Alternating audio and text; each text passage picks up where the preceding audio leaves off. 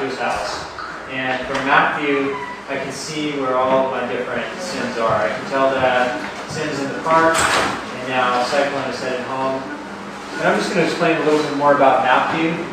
This is an interface that you can use to keep track of everything that's in your town. You can use it to see where all the public spaces are. So there's a gym where you can work out. There's a museum where you can hang your works of art and go and look at other works of art. There's all kinds of places where your Sims can go to work. And there's even a beach where you can hang out on the weekends if you want to. So it's really, the town has a lot of dimensions to it. There are a lot of new dimensions to your Sims life. There's only one town or more?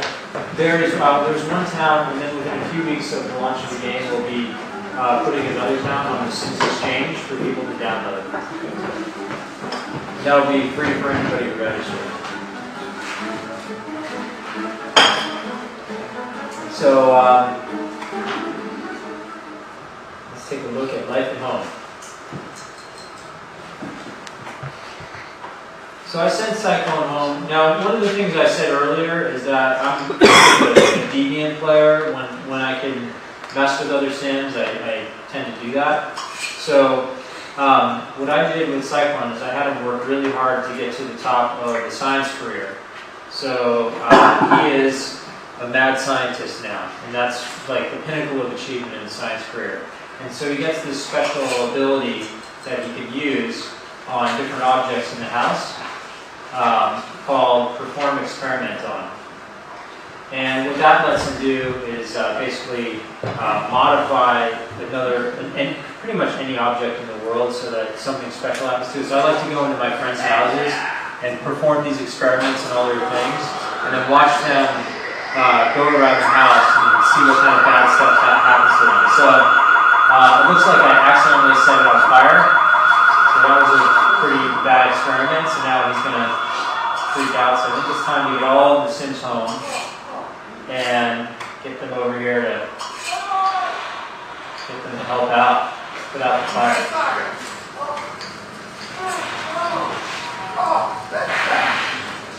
And I'm going to have him use his phone to call the fire department.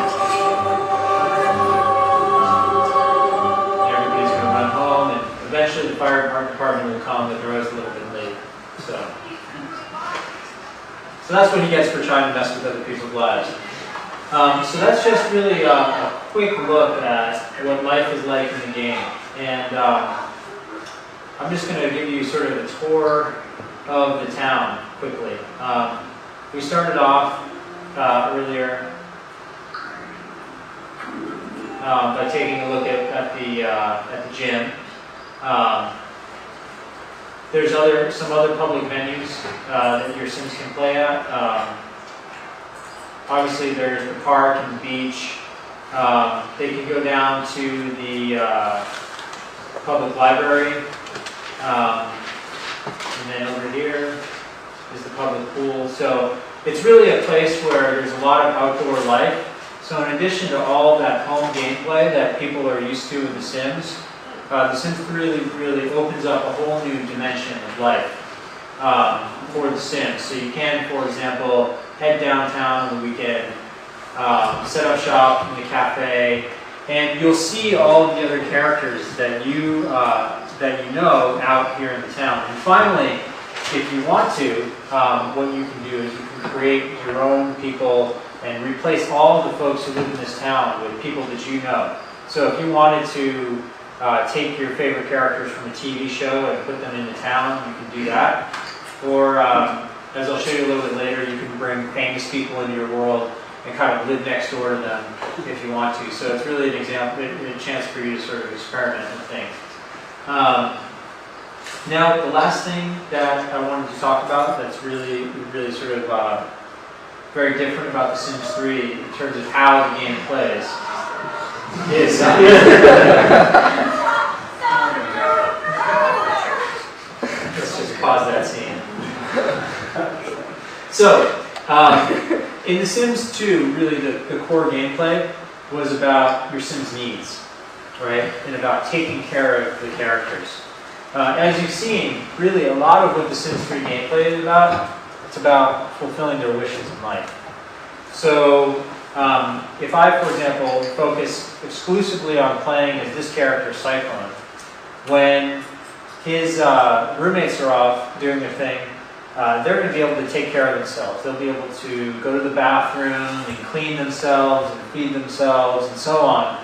So it's really, it's not a game so much about taking care of people, it's about taking them where you want them to go in life.